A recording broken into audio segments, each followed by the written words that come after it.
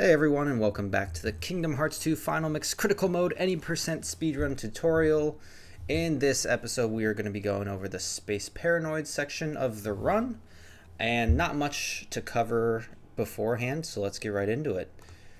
Start off this world with a lot of movement, doing a little world warp into the world, but we're immediately going to go into Wisdom form, and then we're going to jump, and then menu fires over and over. We don't have fire equipped, but we can go into the magic menu and do it, and do a little bit of cool movement flying over the gap in the beginning here.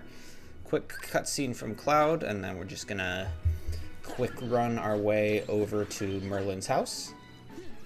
As I was saying, just a lot of movement here. There's a couple of small movement tech that isn't like super important, but I might as well show you how to do it. First one coming up here is you can get onto this ledge without having to ledge grab. What you need to do is go directly at the corner of this wall, jump as high as you can in Wisdom form, and then do a reflect at the apex of your jump. And if you're aligned well, the reflect is going to carry you over the ledge and allow you to get on top of there without grabbing the ledge, which saves, I don't know, maybe a half a second. It's not much, but might as well show you how to do it there. And just hopping on up, heading over to the Bailey. Then just quick running our way down to the restoration site, where we will hop on a skateboard. You can fit in a quick run here to this skateboard before jumping on, which is a little bit faster than just sliding over to it, I guess I should say in Wisdom form. And then once we are at the postern, we're going to quick run backwards, head over to this door here. I do a little bit of fire movement to go just a tiny bit faster. And then navigating the corridors here, you can actually go either left or right in this area, and as far as I know, it's essentially the same speed. I always go right because in beginner mode, you go right to pick up an AP boost chest, so you know, why mess with my muscle memory by changing directions. So heading right, there isn't any branching turns you can make here, so it's pretty obvious on where to go. And then heading on into the room.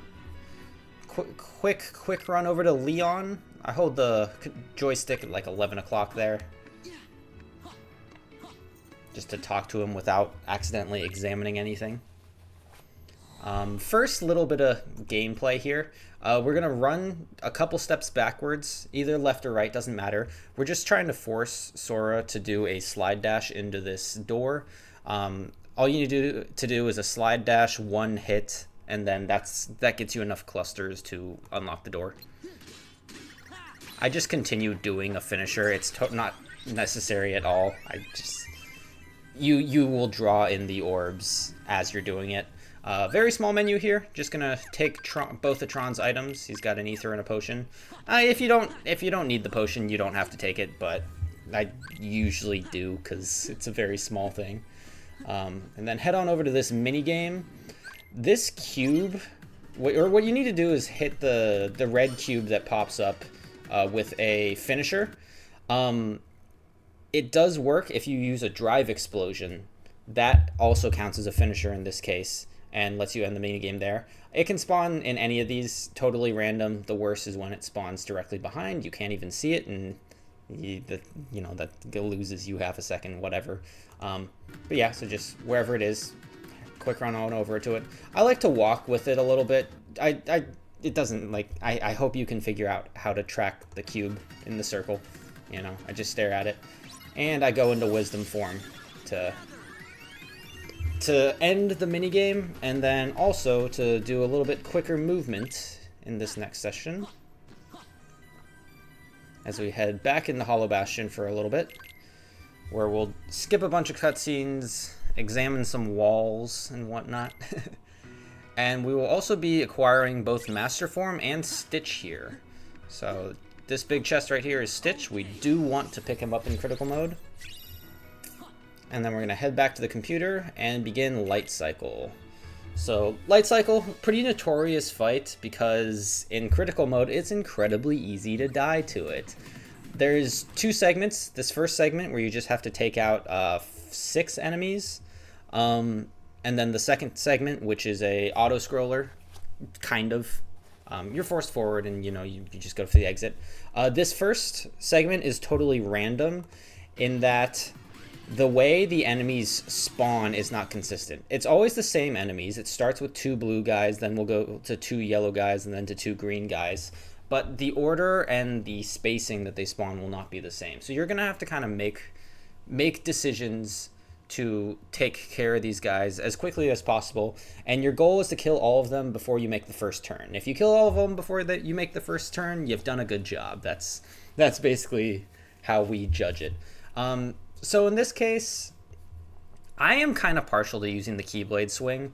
You can also use the charge to kill these guys, but what your goal should kind of be is after you kill these 2 guys is to immediately be ready to use the lunge attack on the yellow dudes. They will spawn like frame 1 after you kill the second blue guy. And if you are locked in an animation, they'll hit you, and then you'll be in some serious trouble because you'll be low health for the second part, and that makes it more dangerous. So here I decide to charge this guy, then use Keyblade swings on this guy. It takes approximately 1 full Keyblade swing to kill one of these enemies. So I know my Keyblade swing is ending right as this guy dies, so I'll immediately be able to do an attack. Unfortunately, so I know the yellow guys are about to spawn, but I actually don't know where they're going to spawn. They could spawn to the left of me, they could spawn to the right of me, but either way I'm going to immediately charge and hope I guessed right. Or sometimes they split the gap, like it's random. But I'm going to immediately charge and then react. So I happen to hit both those guys, didn't kill, so I'm just going to go after and take out this guy. And then I immediately get the green guys and do a lunge into this wall and just barely end the fight before the turn. It's a pretty stupid little segment, but if you get hit, it gets a little scary because you're like, oh no, now I can't get hit in this part. Couple things to note in this part. It is 100% consistent, so you should never die, but I mean, we all make mistakes, we're human. Basic goals: know which turns are coming up because you want to be close to the wall that you're turning just so there's less distance to cover. Go a little bit faster. First wave, we got 2 yellow guys and 1 blue guy. I like to be in between this middle blue guy and this right yellow guy so that I can lunge into the blue guy and hit this other yellow guy, so kill both of them. And then I go and Keyblade swing at this guy and make my turn. Now I'm going to push all the way over to the right. 2 green guys are going to appear, and then in just a little bit a blue guy is going to appear. What I want to do is guard the blue guy when he attacks. Be careful, make sure you can see him getting ready to attack. Sometimes he gets caught on these guys, you put up a guard, and then he hasn't actually attacked yet, and then he hits you out right when your guard ends, and it's really frustrating. So just try to be aware that he's attacking there. So we guarded him away. And now we're going to do a cool movement boost, which what we're going to do is we're going to use our attack, so use the Keyblade swing, onto these guys' shields, and right when it connects, we're going to turn right.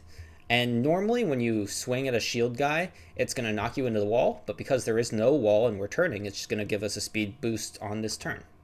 As you can see, bang. And then another right turn. Right here you have an option whether to go left or right. Go left. It's significantly better.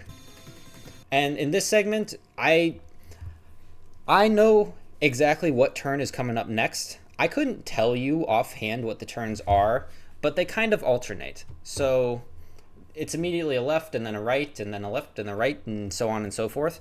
And basically whatever turn is coming up next, I'm also moving in that direction. So I know the next turn is going to be a right, so I'm going to be moving to the right as well. And then got another right turn here, so I'm moving to the right, and then I'm moving to the left with the left turn, and then a right turn here, moving to the right. And if you do these fast enough, you can hear enemies in the background dying. And if you do these turns well enough, you'll never see an enemy during this segment. And now once we get into the big open hallway, I like to go directly in the middle. I do a charge on this guy, knocking him into the wall and killing him. Then I get myself all the way up against the wall, wait for this green guy to get close to me. He'll use his shield, and then I'll do that same boost again, this time heading to the left. Boom. Then a quick right turn. A right turn here. We're about to get, I believe it's 2 white guys and a yellow guy. I use my first charge to take out this white guy to the right. And then the next white guy is going to crash into this pole, and I'll be able to take out both him and the yellow guy with a Keyblade swing. Like this. Crash in the pole. Boom. take him out. Turn left, turn right.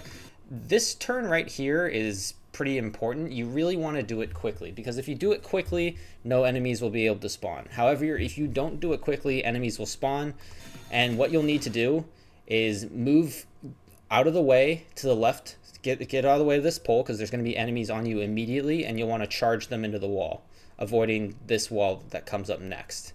But hopefully you turn fast enough so it's not necessary. Also, you don't take damage when you hit the poles, just FYI. Here we have a group of, I think, 4 enemies, and I'm just going to charge them and take them out the best I can. So take out those guys. I'm not going to get a chance to take out these guys. Maybe they'll die on the wall, maybe not. But this guy right here, I see he's still alive, so I'm immediately going to charge him, take him out. Now we're going to get 4 white dudes. I take out 3 of them with a charge, and then leave the last guy alive intentionally. Because the white guys can charge you, attack you, or shield you.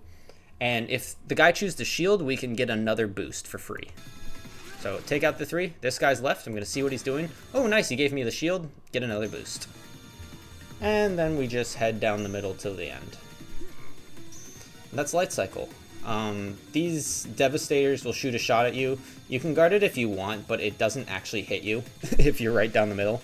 So nothing to worry about there. Light Cycle is hard. When you're getting started, you're probably going to take a couple of deaths to it, and it's really, really frustrating. So hopefully you start picking it up quickly and minimize those deaths. And now we're going to get to something that's a bit of a crit exclusive, and that is experience grinding in monitors. So we're going to summon Stitch right as these enemies are spawning. I'm going to switch targets to the far soldier here, and then I'm going to slide dash him and then start walking forward. I slide dash him to provoke him to use his Cyclone, and I'm going to let him hit me. The reason I do that is because we want to experience boost as we are grinding experience during the monitors fight. Stitch will protect us while we are at low health, so we'll be pretty dang safe as this is happening. So we're taking the hit here, running forward, take the hit. I'm going to aerial recovery through the door for some cool speed. And then we're going to get to the monitor segment. For the first part, what we're going to do is we move in a very specific way to use the reaction command on the first 2 monitors, and then once the first 2 are taken care of, then we start the grind. At the very start of this, there's going to be 2 of these, are they called Strafer Heartless? I can't remember what they're called. There's going to be 2 of these dudes that are directly behind you. One that's already here and one that's going to spawn in. What you're going to do is immediately hold both analog sticks, so both the left and right analog sticks, directly to the left, because we want to turn around and walk to this area right here. And the reason we're going to do that is because these enemies will spawn in a very specific way depending on how your camera is. So this is one of the very first cases where your camera orientation is incredibly important. So let's see what it looks like first. So this was me holding both analog sticks directly to the left. I'm going to lock onto this back Heartless, not this guy, and go into Magnet Finishing Leap. This is going to be our method of doing damage pretty much this entire fight, hoping Stitch gives us MP, which sometimes he's really nice, sometimes he's stingy. So Magnet Finishing Leap, take out these guys, keeping our camera facing this direction. If your camera is facing outwards, you're going to see the other Heartless that are already on screen, and the game is not going to want to spawn in more. So that's why we want to keep looking here, and by doing so, a couple more are going to spawn, and we're going to again Magnet Finishing Leap. And now we're going to get one final wave where 3 guys spawn. I'm going to fill up my cluster gauge. So I filled it up. Now what I'm going to do is I'm going to do a Magnet Thunder Finisher and then go into the RC. The reason I do Magnet Thunder, and this isn't guaranteed, but the reason I do it is because that is the perfect damage where if Stitch ukuleles the whole time, he is actually going to kill these enemies himself, because much like what I was talking about during the Berserker segment, with the Trinity limit bouncing the enemies back and forth out of the magnet, when Stitch ukuleles, he bounces the enemies back and forth out of the magnet. So he's able to do a lot of damage to them in tandem with the magnet. So I'm going to Magnet Thunder Finisher. use the RC. And see how he kills him there? Just with the magnet? Yeah, that's super fast. We're going to collect all the clusters and then head to one of the corners. I like to go to this corner. Doesn't really matter. But we want to use the freeze RC, but get all the way up to this pole before you use it. Don't use it immediately, like you can activate it from out here. You get up next to the pole. The reason we want to do this is because now we're starting our grind. And the fastest way to grind is to keep all the enemies as much in the corner as possible. So you're going to see me get all the way up to it and then use it. Now a bunch of enemies are going to spawn. Our goal here is to hit level 23. So that is going to take us about 50 seconds to a minute, depending on how lucky we are, how good Stitch is, how good you are at keeping the enemies in the corner, all of that. There is a lot of RNG in this segment. I expect to have to use 2 ethers. Hopefully Stitch is nice and gives me MP, but I expect to have to use 2 ethers to refill the MP myself. That's the expectation because I don't assume he's going to help me. For all of this, basically what we're going to be doing is just magnet, finishing leap, aerial spiral over and over and over. But we have to see what Stitch is doing. If Stitch is ukuleleing, we want to just keep doing that. He's going to keep helping us do more and more damage. We're in good business. But we also want to be keeping very close eye on where our MP is, because we do not want to run out and be in a situation where he doesn't want to give you MP, you have none, and you're just running around like an idiot not being able to use magnet. So there, he's nice and filled it in. Currently, I'm still at low health. And when you're at low health, Stitch is more likely to ukulele. The reason I'm telling you this is because you actually slowly regain health with Stitch out. It's subtle. It's not obvious. Like if you weren't aware of it, you probably wouldn't notice that Stitch does just give you health back without you having to collect any orbs or anything. But once you're out of critical HP, we're going to start throwing in a reflect before the magnet finishing leap. The reason we do this is because if we start doing it too early and Stitch ukuleles, he's going to stop the enemies from attacking, and then you're just going to reflect nothing and feel like an idiot. So it's just a constant cycle of either magnet finishing leap aerial spiral or reflect magnet finishing leap aerial spiral. Keeping an eye on MP and seeing what Stitch is doing. So I've told you all the things you'll have to do, so let me just talk through as I go through this grind. So, finishing leap, Stitch is helping me out, so I'm just going to keep magnet finishing leap aerial spiral. Keeping an eye on my MP, I realize it's gotten low. I have enough MP for a reflect, but I know I don't have enough for a magnet. So I'm going to throw an ether here if Stitch doesn't help me out. Which he didn't. I'm going to continue the grind. I'm also always trying to face this direction, because similar to the previous segment, by facing this direction, it's going to force the game to spawn enemies nearby you and not far away from you on the rest of the field. So that's why you want to keep facing this direction if possible.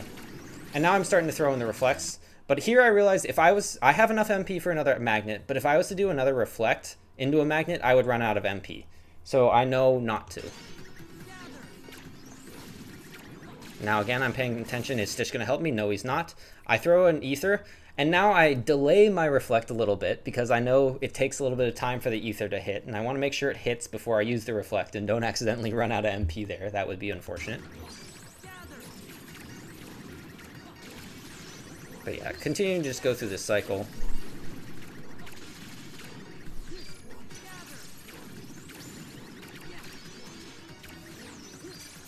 I was out of MP there. Would have loved to throw an ether, but I had to rely on my buddy Stitch, and thankfully this time he came through. Oh, tried to reflect that one. Stitch ukulele'd, and I was standing around like an idiot. But now that he's helping me out, I'll just keep magnet finishing leaping. And there's level 23 right there. I would say an average grind finish time is like a high 30s to 40. You can get insanely lucky and Stitch can be incredibly nice and you can finish at like 50 to 52 seconds, but you like never expect that. So if you're getting in the high 30s to low 40s when you hit level 23, you're doing a good job. But yeah, do that, head over, do the RC, and the fight. And now there's only one part of Space Paranoids left, and that is Hostile Program. Before we get to this fight, we're going to do one thing very important, and that is we are going to open up our limit menu and make sure we're on Comet. For whatever reason, if you don't open up this menu and you go into the fight and try to open the menu, you're going to be on setup. And we don't want to accidentally use setup. That feels really bad, and you're going to be in a lot of trouble. So I want to make sure we're ready to use Comet. I've fallen victim to that way too many times. But yeah, just quick running on over to the fight. The Devastators and Emerald Blues can come after you, but I've never had them hit me, so I'm not really too worried about that. Quick run forward and quick run into the fight. So Hostile Program is a pretty easy fight. It's very consistent, but there is a lot going on, so it's going to take you some practice. What we're going to do is we're going to immediately lock on and quick run towards him and immediately go into Comet. If we quick run directly forward, he's going to start drifting to the left. So I use Comet. I'm going to get close to him, jump, and then go into an air combo with 2 finishers. And right when the second finisher connects, I'm immediately going to go into Comet Rain. 2 finishers, Comet Rain. Now I'm going to walk around him, get in front, because he's getting ready to use his pulse attack. And when he uses the pulse attack, if he's facing to the side, he's going to shoot in one of the directions. But if you're right in front of him when he uses it, he's just going to stay where he is and essentially push himself into the wall. And you want to do that because you want to make sure all of your Comet Rain is hitting. So I get in front of him. I do an aerial spiral just for a little extra damage, making sure I'm still in front of him. So see, he uses the pulse attack and then just only gets launched over here a little bit. Sorry, let me show this one more time. So don't finisher, Comet Rain, get in front, aerial spiral, and then I'm going to land and let myself do an aerial dive.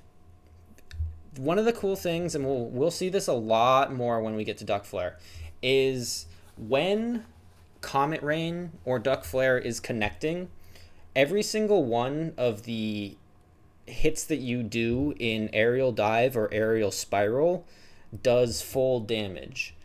What do I mean by that? So normally when you do an aerial spiral, it's got 3 hits.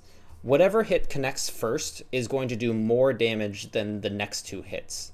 The first hit does let's say 5 damage, and the next 2 are doing 1. But when Duck Flare or Comet Rain is connecting, those hits all will do 5 hits. And we're taking advantage of that here, and we're going to take advantage of it a lot later.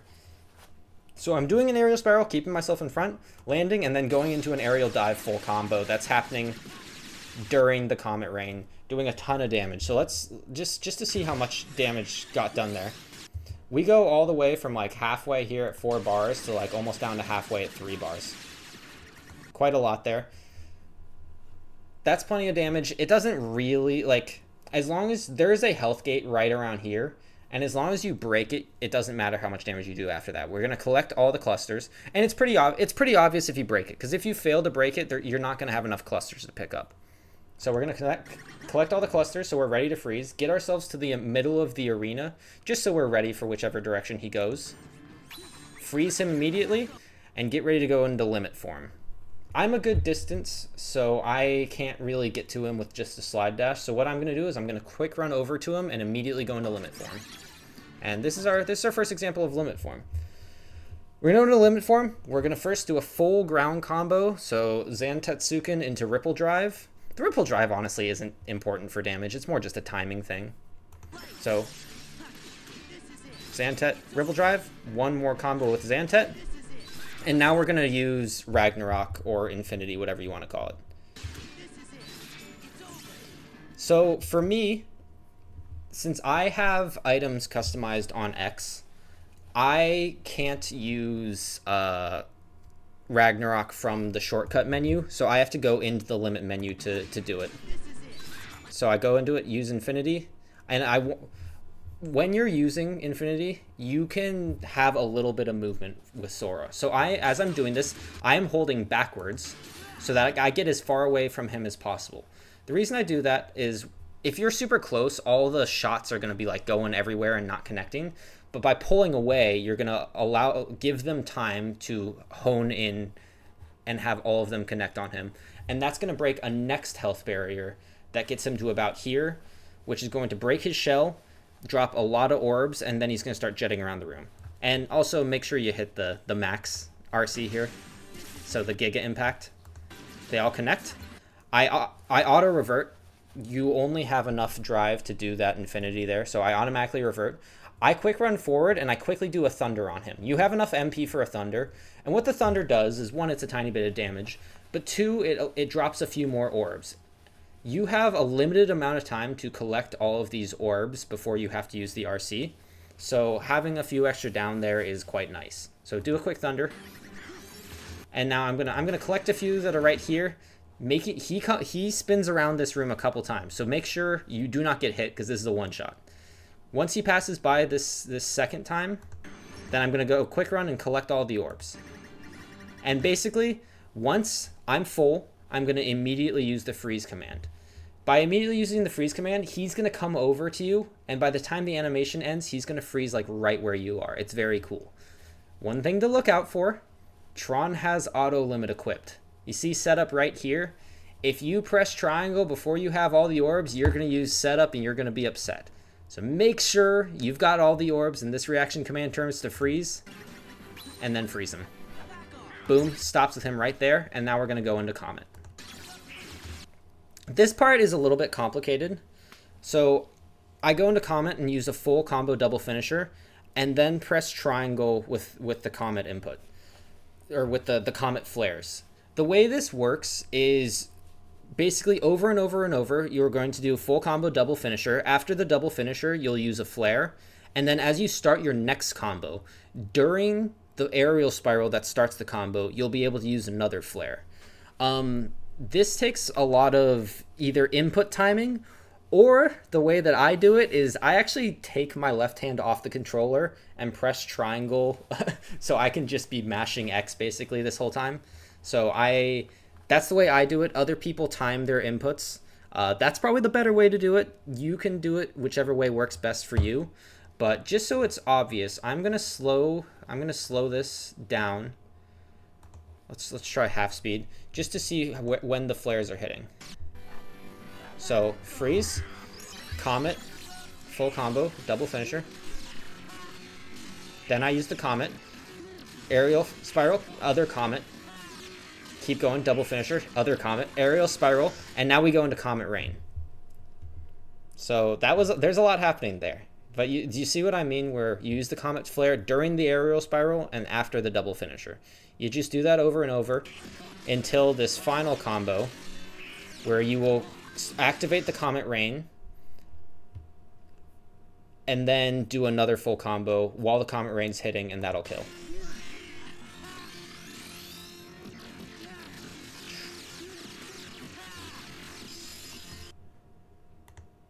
And that's the fight. Let's see that in normal speed, because there's a lot going on there, and it's really cool, but it's also pretty complicated. But learning how to do this is going to be very valuable, because we're going to be using this kind of like, it's gonna lock enemies in place later on, but we're going to be using this constant combo with those Comet flares in there. So this is really good practice for later on in the run. So aerial spiral flare, double finisher flare, aerial spiral Comet Rain, double finisher, and then aerial spiral double finisher ends the fight and ends the world.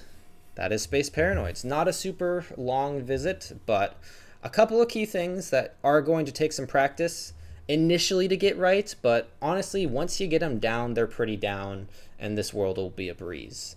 I hope this video was helpful, and I'll catch you in the next one.